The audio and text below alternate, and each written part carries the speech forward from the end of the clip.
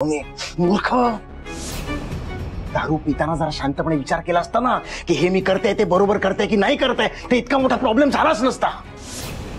तू प्रत्येक वेळेला काहीतरी घाण कर आणि नंतर शिंतोडे माझ्यावर पण उडणार म्हणून मी तुला मदत करायची. गोंधळ घातलायस तू. आता मला विचारते मी काय करू? Help me. खरं सांगू, मी इतकी सुद्धा तुला मदत करायची इच्छा होत नाहीये मला, इतकी.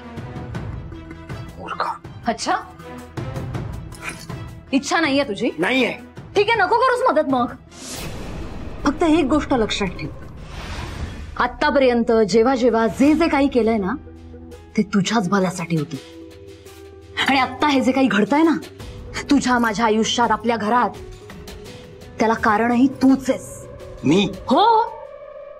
स्वानंदीवर जर रेप केला नसतास ना तर तिला आणि तिच्या बाळाला संपवण्याचे प्रयत्नच करावे लागले नसते. पण नाही होत आहे ना तसं.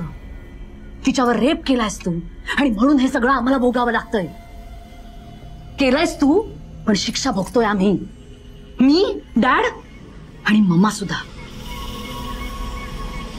आणि आणखी एक गोष्ट, त्या दिवशी पोलिसांना साक्ष दिली की तू पार्टीमध्ये नव्हतास, माझ्या बरोबर होतास म्हणून वाचलायस तू.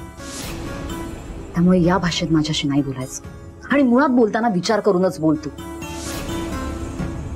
दारू म्हणे दारू, आणि राहिला प्रश्न त्या दारूचा, तर प्यायले मी दारू. आपली स्वानंदीपासून सुटका व्हावी म्हणून त्या प्रसादाच्या शिऱ्यात मी विष टाकलं. स्वानंदी बेशुद्ध पडल्यानंतर, ती हॉस्पिटलमध्ये गेल्यानंतर स्ट्रेस रिलीफ म्हणून मी दारू प्यायले. यात काही पाप नाही केलेलं मी.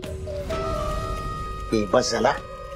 प्रत्येक वेळेला तू माझ्यासाठी काय काय केलंयस, माझ्यावर किती उपकार केलेस हे सांगण्याचा मला प्रयत्न करू नकोस. एक गोष्ट लक्षात ठेव, मी तुझ्याशी लग्न करून तुझ्यावर जगातले सगळ्यात मोठे उपकार केलेत. हो हो. तू स्वानंदीचा रेपिस्ट आहेस हे माहित असूनही मी तुझ्याशी लग्न केलं ना, हे उपकार आहेत. हेच करूया आपण. मी तुझ्यावर कसे उपकार केले, तू माझ्यावर कसे उपकार केले, हेच खेळत राहूया. उपकार उपकार. संचिता, काय सिच्युएशन आहे?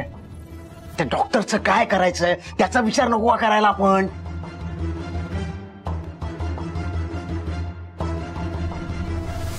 खरं तर मलाही आहे त्याचं टेन्शन थोडं.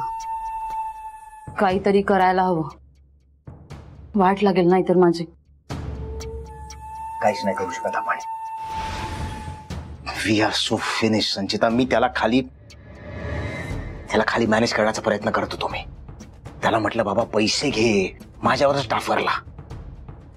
मॅनेज नाही होऊ शकत.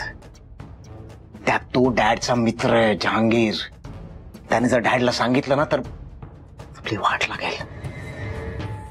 काय करू शकतो तू सांगणार.